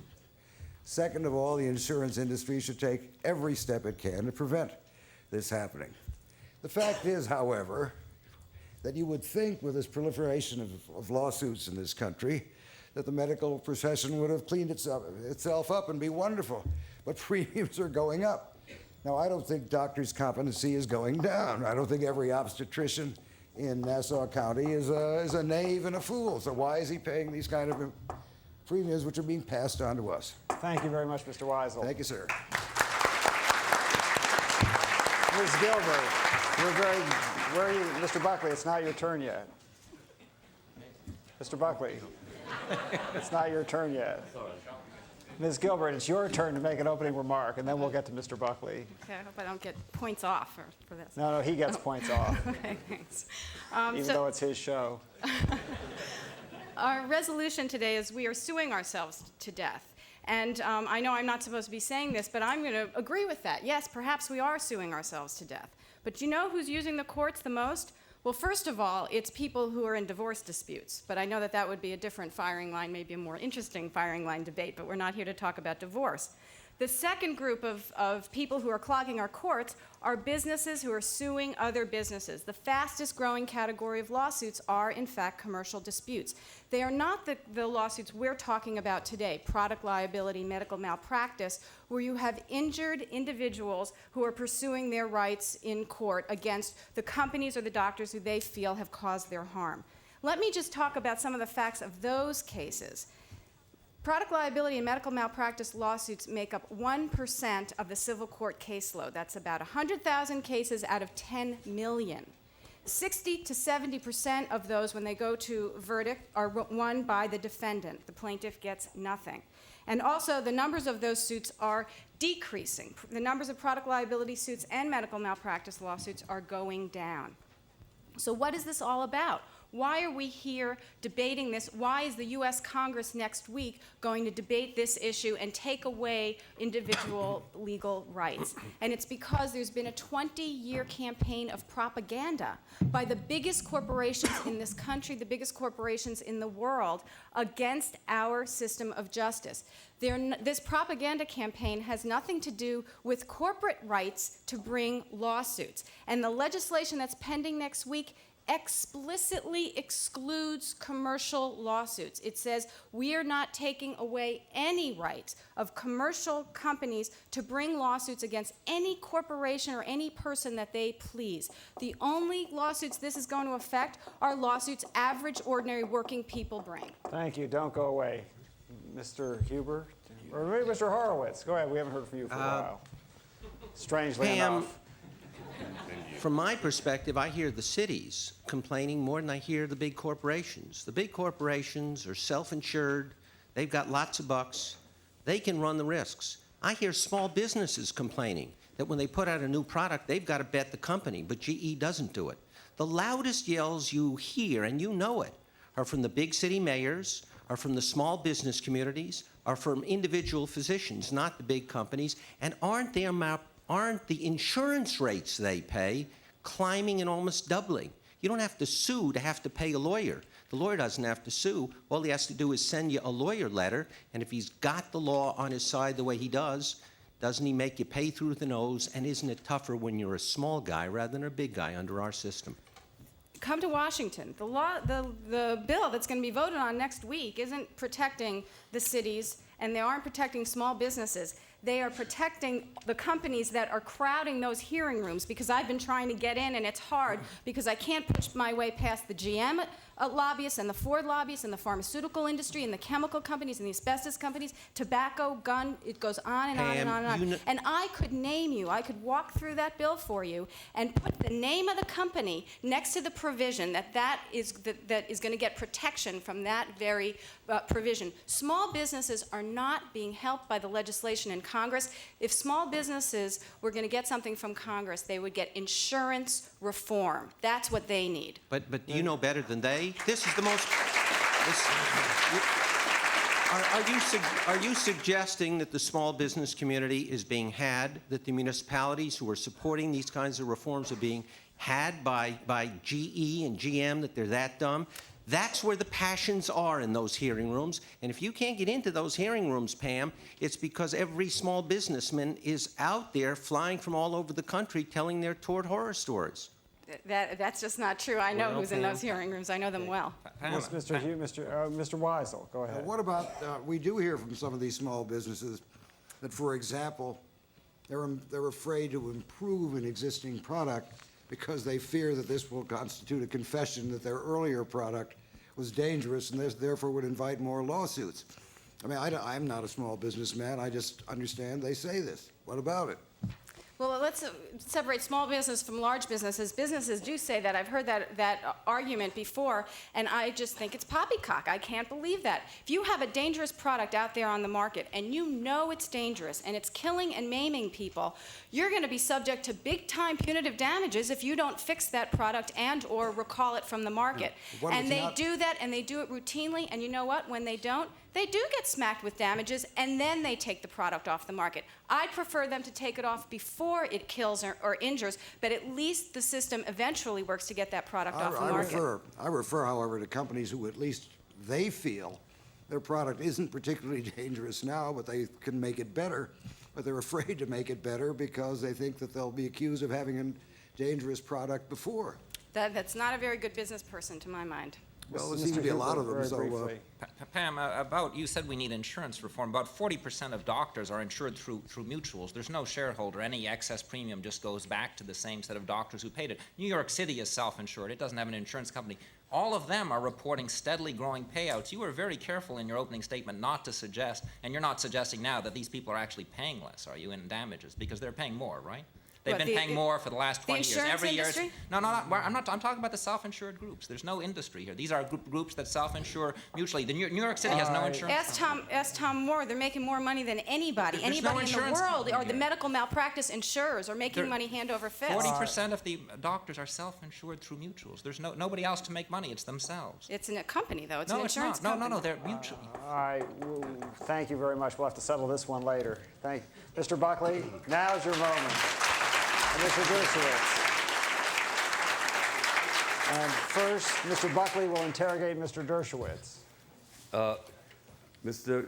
Dershowitz, just for the record, I don't mind defending corporations in situations in which they ought to be defended. Nor do I. Does this disqualify me from? No. Okay.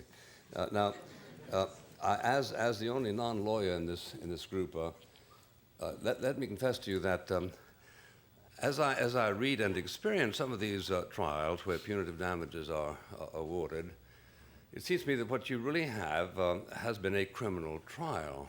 That is to say, a defendant is there, and he gives compensatory damages, and then the jury has ruled that they ought to give him $2, $3, $4, $5 million in punitive damages.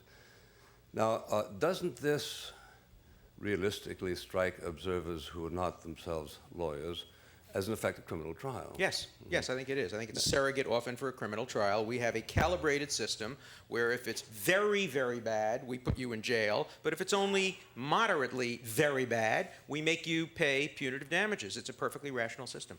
Now, my reading on the subject persuasively says that the punitive award is something that only rather recently has matured as simply, so to speak, workaday. The largest punitive award given in the 19th century was $4,800. Punitive awards in the millions are an innovation of the last 20, 30 years. You love the good old days, don't you? When people walked around injured and battered and couldn't sue. Yeah. The 19th century, Germany, Yeah. Japan, wow. The answer is there's a lot of the 19th. In answer to your question, there's a lot of the 19th century I feel very nostalgic about. I understand that, right? Now, Judge Sedgwick wrote on this subject, the allowance of exemplary damages depends upon the bad motive of the wrongdoer as exhibited by his acts, where therefore the acts fall short of willful misconduct or that entire want of care which would raise the presumption of a conscious indifference to consequences, exemplary damages should not be given. I agree. Now, to what extent was McDonald's guilty in the sense Judge Sedgwick describes? You are for not going to giving get me to somebody a defend. cup of coffee that was too hot. You are not going to get me to defend that judgment on McDonald's. There's no possible basis under which a woman who ordered a McDonald's and then put it between her legs and it spilled on her and burned her should get any kind of damages. So we're not going to disagree about that. I want to get rid of frivolous lawsuits. Okay. Well, will you recommend to me reforms of a character that would make this impossible? Well, nothing is impossible. I would certainly recommend reforms which make it more difficult. That's good enough. I would have a That's good enough. threshold under which a judge should have the authority to say about a lawsuit, it just doesn't pass the giggle test. And this one just doesn't pass the giggle test. I learned when I was a kid that a stupid person is one who doesn't know how to come in from the rain and doesn't taste his or her coffee before putting it in his lap. And that doesn't pass the giggle test. So I'm with you 100%. Let's get those kinds of lawsuits out of the courts. Okay, well now, what conclusions is one entitled to draw from the fact that that jury made that judgment, the judge accepted it, and there is a long tradition that the jury speaks finally on the subject of quantitative punitive damages? I just wrote a long book called The Abuse Excuse about the horrors of individual jury verdicts. I'm not here to defend individual jury verdicts. A jury is like democracy. Sometimes it votes for the wrong people. I can't defend an American public that voted for Newt Gingrich, and yet I'm stuck with that system. And you can't defend a jury verdict that produces certain results. The jury system, to me, You are stuck with that system, and we hope you won't survive it. they're doing their best. So therefore, we have a situation in which, in the last 20 or 30 years, there has been this enormous rise in punitive damages athwart legal precedent, athwart the common law, and all you can do is say every now and then judges don't pass the giggle test. No. I think most punitive damage cases that I'm aware of are good. They result in fine awards. They're well-deserved, well-merited. They meet the definition of the 19th century judge that you quoted. They involve cases where there was a reckless disregard and a complete and utter willfulness and a willingness to take the risk. That makes sense? Did it make sense to penalize Exxon $5 billion when they had already paid the damages that they had been responsible for, when it is inconceivable that they're going to do that, quote, again? Well, it's certainly the function inconceivable of punitive now. damage, Excuse me? It is certainly inconceivable now in light of that damage verdict. We made it a lot more inconceivable by really whacking it to them. If there had been a minor damage verdict, it would have been very conceivable. You can now go on the offensive. Well, let's continue to talk about this discussion. You talk about punitive damages. Do you think there should never be punitive damages? No, I think that the test given by Judge Sedgwick is appealing. When, for instance, a bus slides on the ice and kills a bunch of people, the notion that everybody who contributed to making that bus should be liable strikes me as archaic. Well, you can't find a case that says that. You can't find a case that says that when a bus slides on the ice, the person who made the grill on the bus, which was irrelevant to the sliding, is whacked with punitive damages. Courts just don't do that. Well, but what about the Pinto case? I'm sure that Mr. Moore would take on a client like that and no, find you know why he himself wouldn't? entirely at home. You know why he wouldn't? Because the contingency fee agreement is a market force. And it doesn't give Mr. Moore an incentive to bring a lawsuit unless he thinks he's going to win it and win it big. Aren't you happy with that market force? But by the way, this raises a very interesting point. Who gets the punitive damage?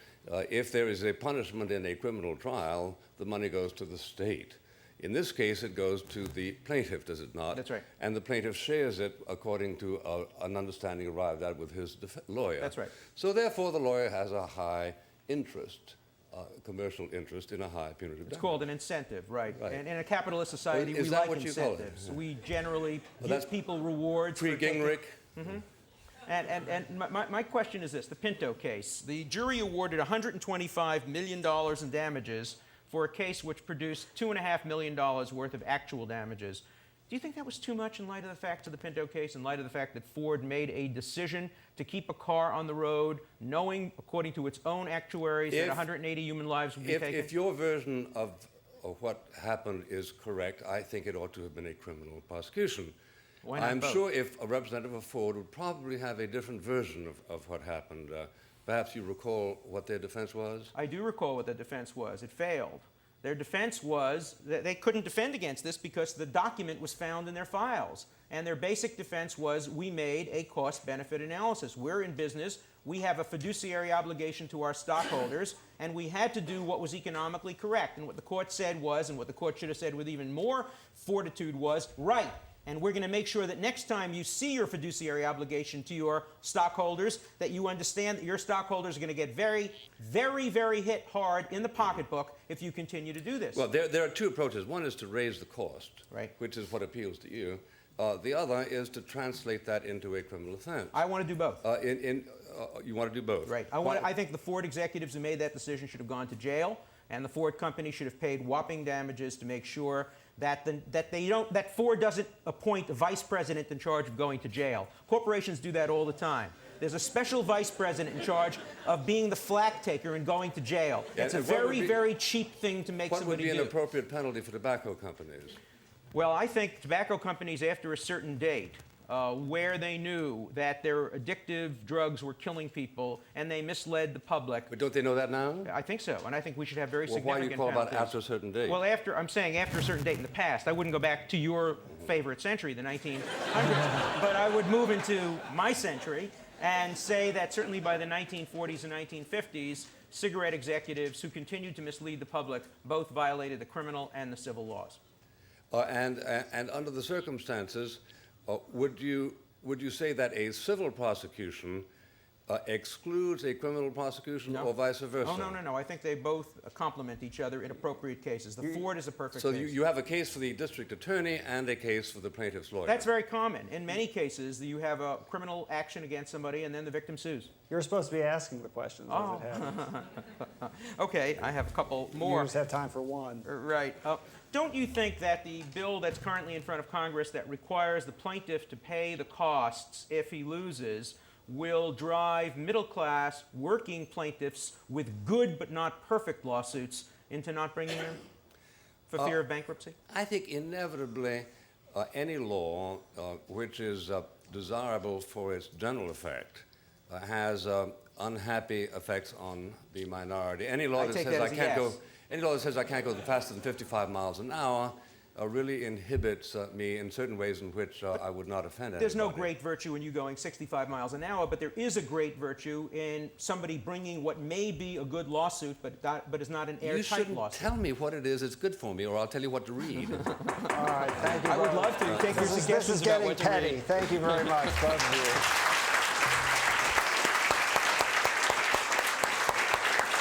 Now, this is the chance for the opposition team to question Peter Huber. Mr. Pegalis, why don't you start? Smith is seriously injured by a defective product and is compensated. The company notices that they're about to ship out another batch of that defective product, and they do an analysis and find that it would be cheaper to send the batch out rather than make it safe. Jones now gets injured again. Do you think the Smith and Jones case are the same? Sounds a lot like Pinto. I just can't resist this. Question is, are they the same? I'm going to answer. I'm going to, but I get a sentence or two. It's rare to catch the great Alan Dershowitz so badly prepared. Ford was criminally tried. Yeah. It was acquitted. Yeah. You forgot to mention that. They went through that trial. No, of course, listen, of course. And it's very hard to convict a corporation. They got very acquitted. hard, We very hard to neglected to convict say a that, corporation. didn't we? They did go to criminal trial. Of course, there are recalcitrant malefactors around here. There are plenty of them. I might add, several New York lawyers got criminally indicted and convicted of digging potholes for their clients to find. Of course, you your really profession like has to change the subject, No, don't you? Are the I'm cases the saying- same? I'm Was the saying question. I really wish we were in a courtroom. Usually what a judge would do with I've an been answer in a like that. courtroom. Recidivists should be punished more You see than what a than jury would do first-time with a witness innocents. who was deliberately not Well, answering you're out the of luck. question. All you've got is Kinsley. All right, well, if you're going to insult me, I'm going to call on Mr. Moore to ask a question. Mr. Moore, do you have a question? Peter, despite what Bill said, that I threw him a softball, he never answered the question what defensive medicine is. And I'd like to ask you, were you referring to quote-unquote defensive medicine when you said this very high rate of Yes, I was. cesarean sections that are done? That seems to me a prime example of Let defensive me ask you this.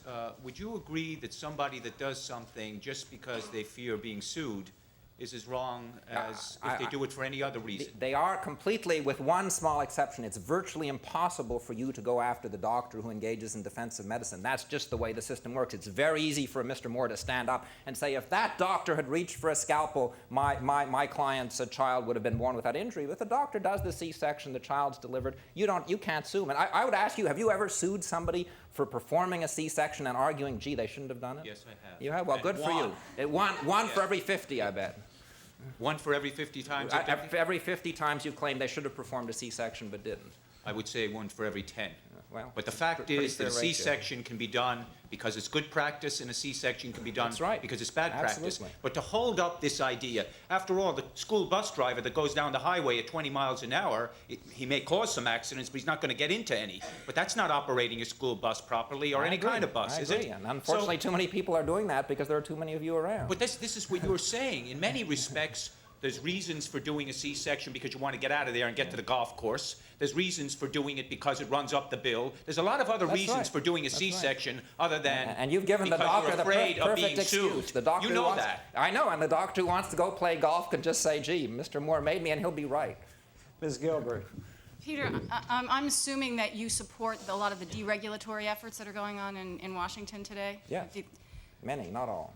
So that we're going to deregulate, we're going to take the government watchdog off the beat when they're looking over the conduct of corporations that are producing products or that perhaps could pollute the environment.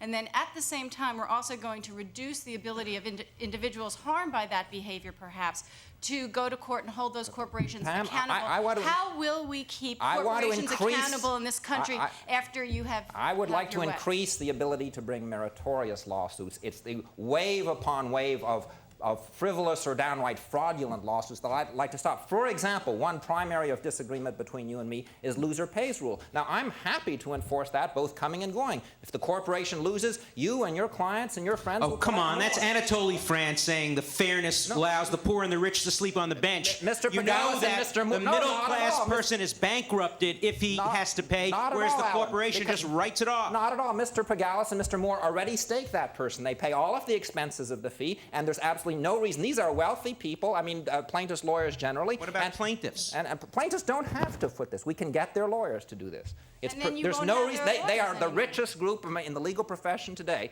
and they have plenty of money to stake the good cases, and they will collect more when they bring good cases. I'm in favor of more recovery. Do you want to for valid increase their suits. percentage of contingency now that you also want to increase their risk? Bring it I up will- to 50 or 60% You to make talk up for the about- risk? I'll give them complete freedom on contingency fee if we go to loser pays rule. How about that? Well, I think that you would be hurting individual plaintiffs. You'd be taking more money away from them, giving more money to the corporate lawyers, more money to the tort don't lawyers. Increase. Then let's cut the contingency fee. I thought that was what you wanted, but if you'd rather cut it, that's fine too. What the implication will be that a lot of lawsuits that are not airtight but are darn good will not be brought, and you like that. No, why should that be? Mr. Pegalis and Mr. Moore have the money to stake darn good lawsuits. Nobody doubts that. They already do it today. They pay for all their office fees, their lawyers' fees, their associates' fees, their secretaries, the depositions, the law. I don't see why they can't when they bring a bad suit. And these guys say they never do, so they have no problem. But if they bring You're a not very talking bad about a suit, bad suit. they should pay for the others. You're talking We're about a good. talking You're talking about a good suit that happens to lose. Happens to lose. Some Thank bad you. suits Thank you happen very to much. win. I don't have the power of a real judge, but I can quiet you down when your time is up. Mr. Pegalis. Oh, sure, we can say thanks to Peter Hoover. Didn't need to be that rude. Mr. Pegalis. Mr. Weisl. Sir.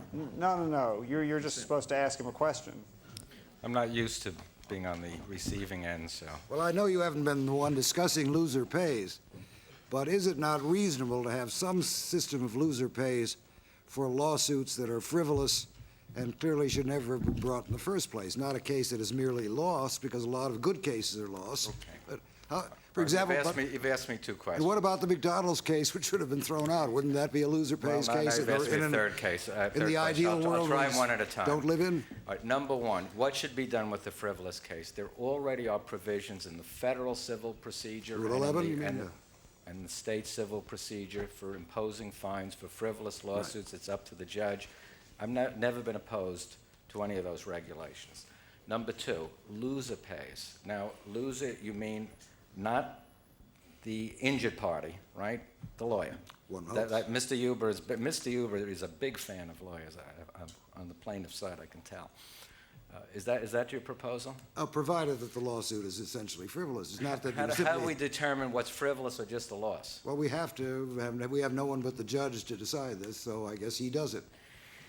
You know, there's an insidiousness to a suggestion like that. The suggestion was that Mr. Moore and I, and other firms perhaps of our ilk, could afford to take on these cases. We would essentially control the situation. You know, there's a lot of young people out here who are going to be getting into the business. I started my own office in 1972. It was just me and a secretary. I really couldn't afford that kind of hit then. What you're going to do is turn off the legal profession. You're going to have an insidious situation in which lawyers are going to be intimidated into not representing clients. It's bad for the system, and you're losing sight of the single most crucial point of this system. It's an incentive to be careful. Bringing cases in general, in our marketplace, as Mr. Dershowitz said, with the penalties of the overhead for pursuing a bad case, but bringing cases is crucially important. That these cases are brought with serious injuries is making people more careful. Well, it's money well spent. Every dollar spent on a meritorious case is a dollar well spent, because it's also a dollar spent We're in for total safety. agreement on that. But In that case, I'm going to move on, May I Mr. have a follow-up? Horowitz. I'd like to have a follow-up question, because I think it's Well, relevant at this point. I think you've had your share. I'm sorry. Mr. Horowitz. Let me accept your premise. Isn't it a fact, though, that the real explosion in the law that's caused the criticism has come since the 60s and 70s, when we moved away from the standard of negligence that the defendant had to commit in order to pay, to a strict and absolute set of liability rules under the goofy theory that the tort system would be a good social insurance mechanism? How much incentive is it for a defendant to make a better product when he knows he's going to pay come what may anytime anyone's hurt by using it. And isn't that how the tort system has really moved? Would you please show me that law? I want to give it to my judge. 30 years I've been trying cases. Come, Never come. once have I ever had a case that went to a jury in which the jury said it doesn't Pegalis, matter who wins. I'm not What is asking about negligence? some of the negligence cases you're handling. I'm asking I you don't know- I'm I don't know asking of you any a such question cases. of I don't know law. of any such law. You don't know of the movement towards strict and absolute liability in our Strict legal system? liability in tort deals with proving that there is a defective product. It's bypassing the issue of the warranty. You have to prove, number one, the product is defective, and number two, you have to prove proximate cause. That's what the doctrine of strict liability in tort is.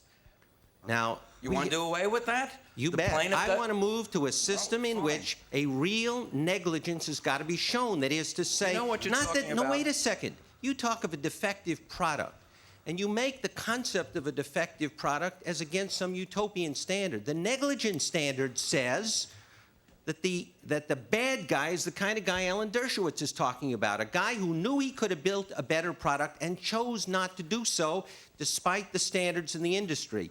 That's the system which we once had, about which no one complained. Okay, answer very briefly. By definition, it's not a defective product if you meet the standards of the industry. By definition, it's not. Look it up. Okay, thank you very much, Mr. From Pegalis. your mouth to God's ear. Mr. Horowitz, you get to keep on talking, so please ascend the podium. And Mr. Moore, and you're supposed to interrogate each other now, and Mr. Horowitz will begin by questioning Mr. Moore. I want to ask about that pain and suffering system and the incentives of it. It's my understanding that pain and suffering, say in auto cases where the rubber meets the road for most people, is a multiple of your medical bills. Don't we have a system in which every time I claim a medical bill, somebody else pays it, and then the lawyer and the client get $3? Doesn't that system produce extraordinary overutilization of health care resources and phony claims under a hit me, I need the money kind of incentives?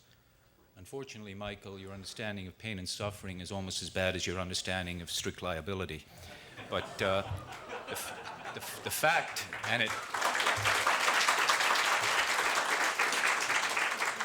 the fact is that you heard somebody probably 20 years ago tell you, oh, there's a formula for figuring out what somebody should be paid for pain and suffering through negligence. You triple the special damages. Is that what you know that's nonsense, don't you? It is in the auto cases, which is most of the tort cases in this country, isn't it? No. The fact is... Isn't it? Are you denying that? No, I'm not denying that most of the tort cases And are you're automobile denying cases. that- I'm denying your statement about how pain and suffering is figured. The fact is that pain and suffering, if it goes to a jury, is figured by the jury to be fair and adequate monetary damages for what has been endured by the patient, by the plaintiff, which is far more than the concept of pain and suffering. It deals with the human loss that has been engendered through negligence, and it has nothing to do with the amount of special damages. Nothing. Okay. Now, isn't it a case that 95% of the cases settle? And in the settled cases, the rule of thumb is you take the medicals and you multiply it by 2 or 3, and that's the pain and suffering. Not the 1% or the 2% that go to trial, the kinds of cases that generate the cost. Let me give you a couple of statistics. Can I just tell you? Can I just Go answer ahead, that? and then I want to ask you about a couple of numbers. You're not quite in Bill's 19th century, but I did experience something like that when I was at Fordham Law School and I went nights and I worked for an insurance company and I did some work in civil New York, which is a civil court handling small cases. And I heard some concept about how do you figure what should be given somebody for pain and suffering by multiplying special damages. Haven't heard of it since. Haven't heard of it since. When was the last small auto case you handled? When was the last? Rear ends, Oh, in other words, it rear happens end, in the small. 10,000. You bet it does, which is the bulk. Well, let me ask you a few things. No, it happens in the small auto, but not in the big auto. It's my turn right now. Okay. Okay. In Hawaii, Don't look at me. what do you think? What's the median number of visits? From whatever source. The median number of visits per neck and back sprain complaint is about 2 to 3 in this country. Is that about right? Yeah, I have no idea. Okay. Do you know that the median number of visits to a chiropractor when you got an auto tort complaint, say in Hawaii, is 58? per auto tort complaint, I read or the that. median number of visits in Los Angeles per whiplash complaint is 26 at $4,000 a workup. Or when a tort claimant in an auto case sees a doctor for a fracture, when he's represented by a lawyer, he sees a doctor 4 times more, has 4 times the medical bills than the same guy who has a fracture and doesn't see a lawyer. Doesn't that tell you something about the goofy incentives of the system? Or is that just an accident? Peter is the expert on junk science, and this sounds like voodoo statistics. I don't know where you're getting those statistics. I'm not familiar with If them. they I'm were not aware true, of would them. you condemn the system? I would. If they were true, would you condemn the system? I would condemn any system that takes advantage of itself. Then you've condemned the auto tort system because those statistics are accurate and indeed understated. No. That's why we've got a cycling auto insurance rates that are making the poor people of this country outlaws because they got to drop out and drive uninsured. The rate of increase is spectacular. And insurance companies, by the way, are trying to get out of the business, not get into it. The reason that poor people are not getting insured is the same reason that small businesses have to go out of business, because the insurance company is not in the business of risk. The very thing that they should be dealing with, they can't deal with. They want the sure thing. The antithesis of the gamble is the sure thing. The insurance company are gamblers, supposedly, but they don't want the risk. They don't want the attendant risk. I suffered it myself personally, put in an assigned risk pool for one accident that wasn't my fault. Is that the tort system or is that the insurance company? And that's a real question you can start asking and you can start answering. Okay. Well, the insurance companies in the auto system are looking to get out rather than get in the states where the tort system is at its most virulent. That's the fact. If the insurance companies in the auto business were making money, people would be looking to get in it, and their stocks would be going up rather than down. The reverse is the case. What's really going on is we got a hit me, I need the money system that says every time I make a medical claim, I get $3 to $4, which me and my lawyer, mostly my lawyer, split up. It's sick. It's driving poor people into outlawry, and the rate of insurance, the rate of increase to drive a car has gone up twice as fast as the cost of living over the last 10 years. Okay, you like the rubber hits the road, but I'll leave it with this. Insurance companies go under in a free enterprise system, as airlines do, as product manufacturers do, as many others. But I'll tell you, there's a lot less of insurance companies going under in this free enterprise system than these other types of corporations. But let me ask you something. Do you believe in the tort system? Very much. Okay, and you believe that innocent people should be properly compensated for their losses, right?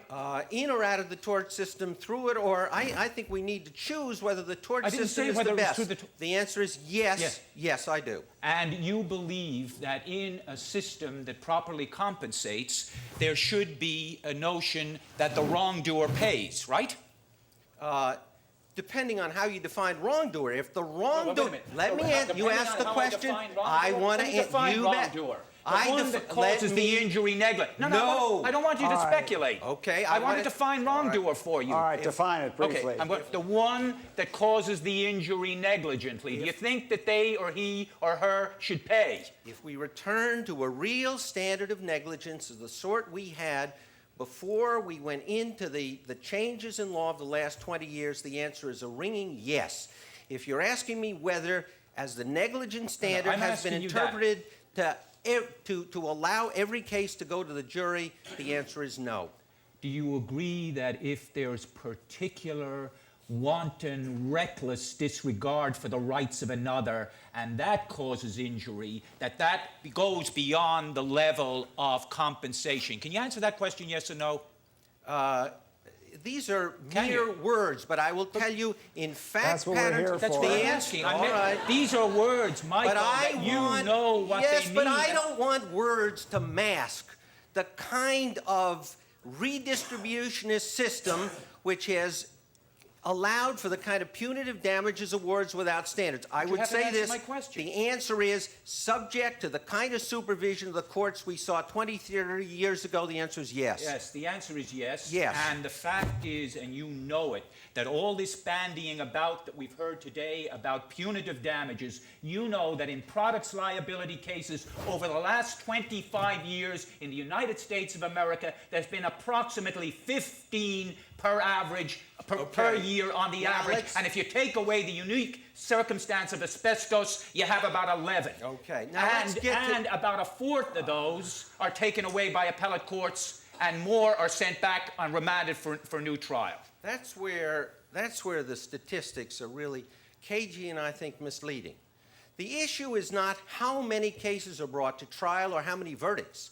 The issue is how many companies have a gun to their head and have got to settle because they got to bet the company in order to go to trial against you. That's the effect of the punitive damage standard in awards, not the number of jury cases. It's the gun that you can stick to the head, as the law has developed, of defendants that make them settle with you because it's imprudent to go to trial against you. That's the evil of the punitive damage system. That is false. The fact is that even though your Republicans down there want to make it more difficult to get punitive damages, it is extremely difficult in our tort system to get punitive damages. And yet, if the chance is there, and you're a small business guy, and that punitive award has a prospect, given the way the courts have moved, you got to settle even if you think the case is a lousy one. And that's why the small business community of this country, and that's why the high-tech Silicon Valley community of this country are crowding Congress. It isn't Pam, the GMs. It's the small business guys. It's the Silicon Valley guys.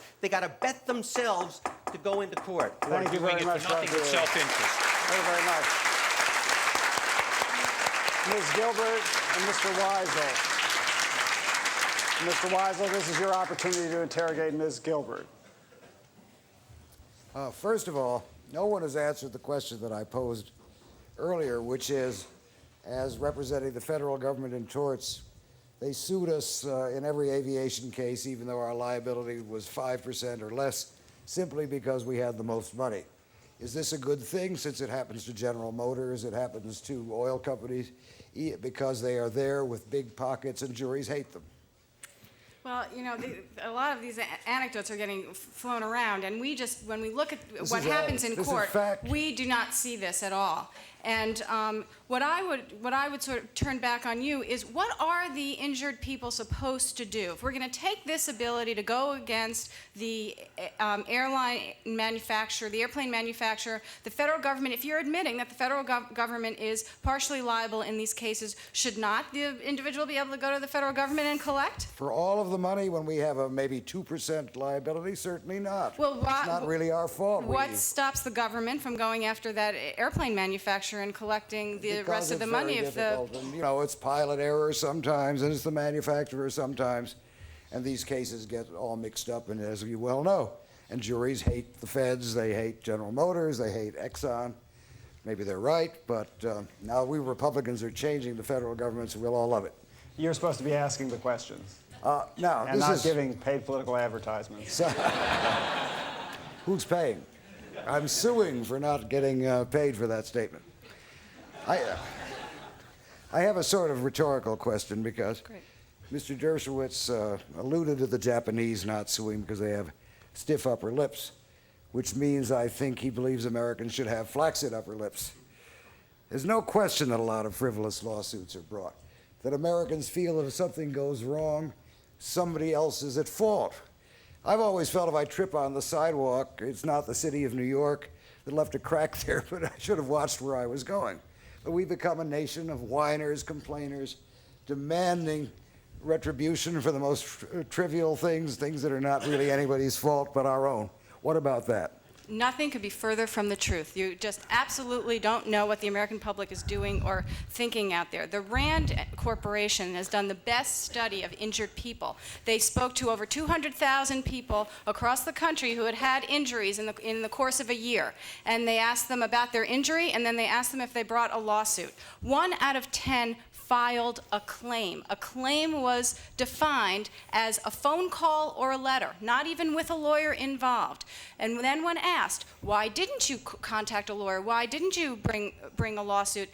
Most of them said, I thought it was my fault. I thought it couldn't be helped. Accidents happen. They learn to live with it. Americans do not turn to the courtroom the vast, vast majority of the time. And in fact, if you really look at it, too few ordinary folks who get hurt bring lawsuits. That's what the Harvard study in New York City showed, and that's in New York State, and that's what every study ever shows. And that's why we still do have too many defective products being made, and that's why we still do have too many negligent doctors out there performing substandard medicine. It's because the courts are already too hard for average people to use. I'm not saying that there aren't people who, or companies who have a lot of money who it doesn't make a big difference to them if they get a lawyer and they go to court. Lots of people are going to court, but it's not average folks, and that's who's going to get hurt by all the legislation.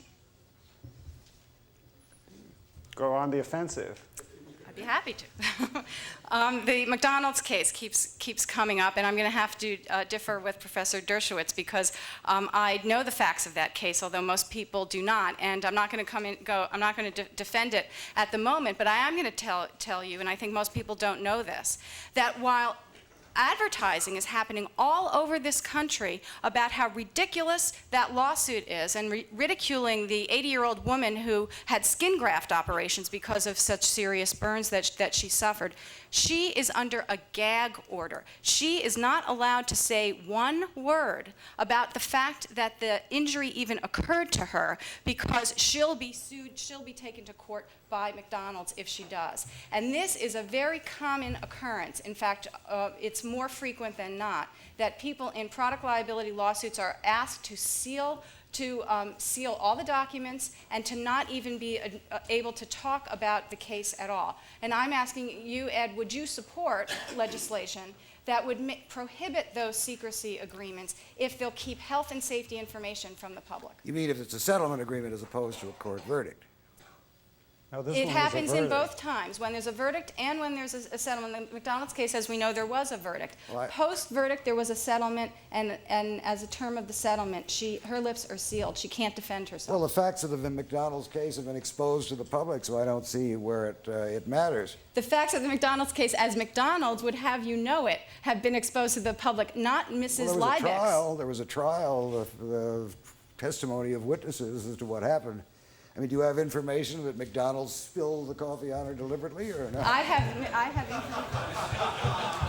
information that Mrs. Liebeck was sitting stationary and she was trying to put cream and sugar in her coffee. I think we've all done that before she put it up to her lips to taste it. And the McDonald's Corporation testified in court that they knew and have known for years that their coffee is too hot for human consumption, and they purposely sell it that way. They've had over 1,000 complaints of going to the hospital over burns from their coffee as it is sold. That's not a mistake. It was intentional. The jury knew it, and the jury awarded 2 days of McDonald's sales to the woman, and that hasn't been reported because she can't tell it. Of coffee sales. But I mean, all coffee, when it starts out, is too hot for human consumption. I mean, you make it with boiling water. That's not true. That sounds good, but coffee, according to burn centers, is supposed to be served at 135 degrees, not 180. Well, but it starts out that way. I mean, we can't help it. That's not true. I've spilled coffee on myself made by me and have gone ouch because it's too hot for human consumption. I'm waiting for it to cool. Well, let me go back to my question. Would you support a legislation that prohibited secrecy agreements if it keeps health and safety information from the public? I think because there is available the remedy of an actual trial of issues of fact, on the whole, yes, because often settlements are made in order to avoid the cost of litigation and the perils of jury trial. And this is an incentive to keep cases out of the courts and to perhaps minimize sentences. The remedy available is go to court. These are post-court agreements, and we find out years and years later, as we did with asbestos, as we did with silicone breast implants, that lawyers and judges and parties to those lawsuits knew about the defect, but the general public who was still exposed to those products didn't find out for 10, 20 years later. Well, first of all, I'm not sure I agree on the breast implants. The evidence is not clear on this. Far from it. In fact, there's some evidence quite to the contrary. As to asbestos, you may have a point. Thank you. We'll have to leave it at your first point. Thank you, sir. Thank you very much, Mr. Weisl. Thank you, Ms. Gilbert.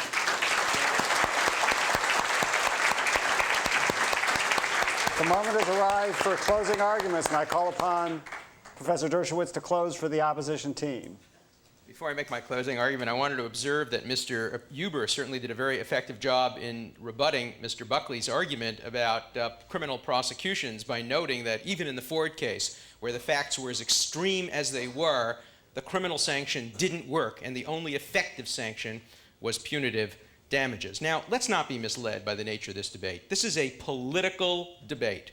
There is an effort by corporate America, large, small, even those little small guys in Silicon Valley, to try to reduce their damage awards and put more money in their own pockets. Unfortunately, the most eloquent defense comes from tort lawyers who are also seeking to increase their own profits. And that's why every average American should ask themselves, what system will most benefit them and will most efficiently serve the ends of tort law? Yes, we have become a nation of whiners and complainers. And this time the whiners and complainers are corporate America, not the average American who does have a stiff upper lip when it comes to lawsuits. You'll notice most Americans are offended by the frivolous lawsuits that are brought and succeed, as well as the frivolous lawsuits that the good lawsuits that are defended frivolously. Let us not make the mistake of believing that a knee-jerk blanket condemnation of more litigation is neutral. It is not. It favors the rich, it favors the powerful, and it favors the exploiters over the poor, and the powerless over the powerful over the victims. We have to understand this is not a neutral attempt. The bottom line is that the current attack on lawyers and lawsuits is not value-free.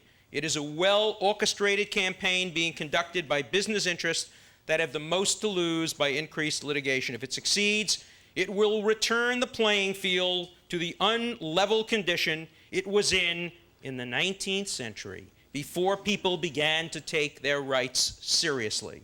No one who cares about justice should fall for the slogans in this campaign against the litigation explosion.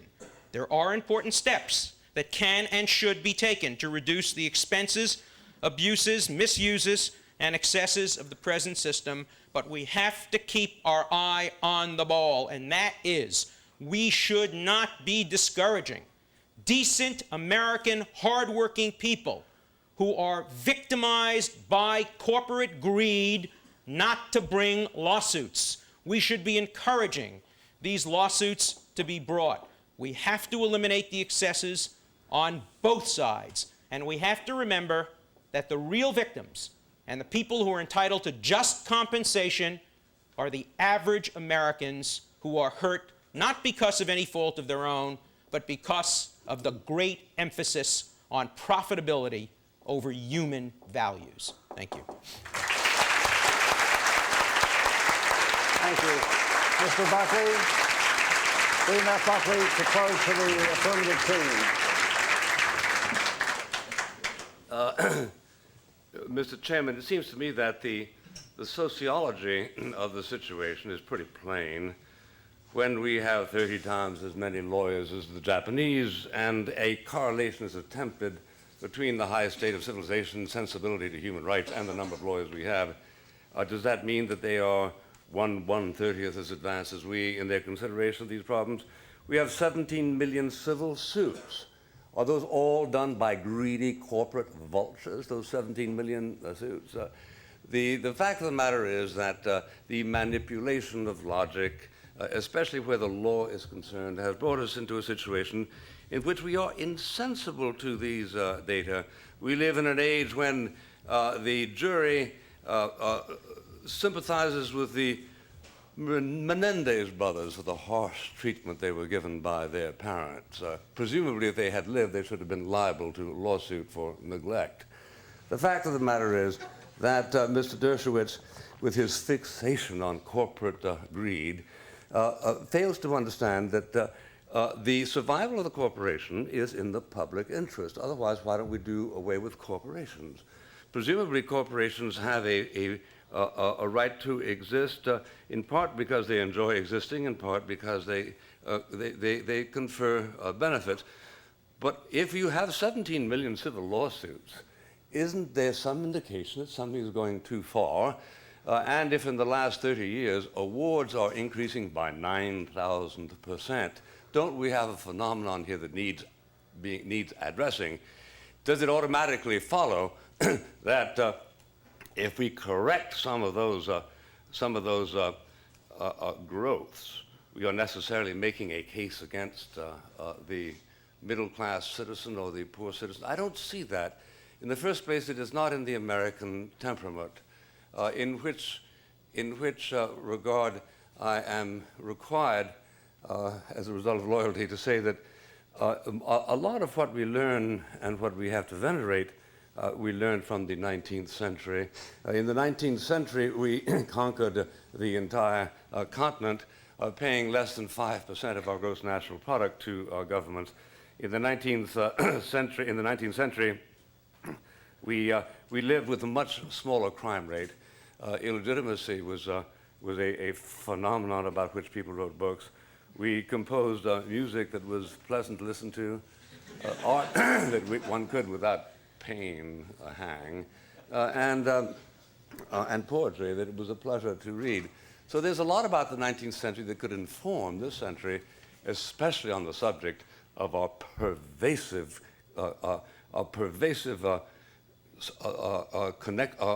interconnection with the litigiousness that breeds Americans to want to sue their neighbors and according to the rhetoric of Mr. Dershowitz, think of that as a patriotic fraternal exercise. Thank you very much, Mr. Buckley.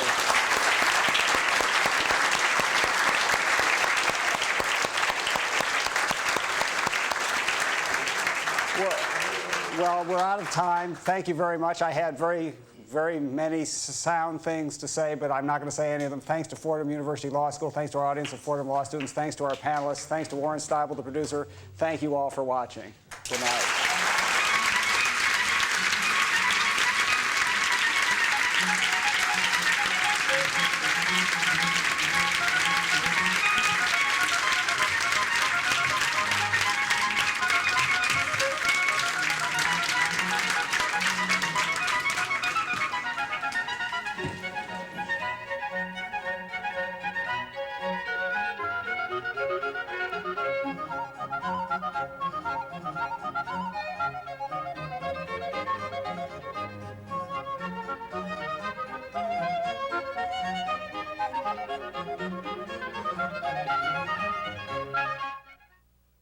This program was a Warren Steibel production in association with South Carolina ETV.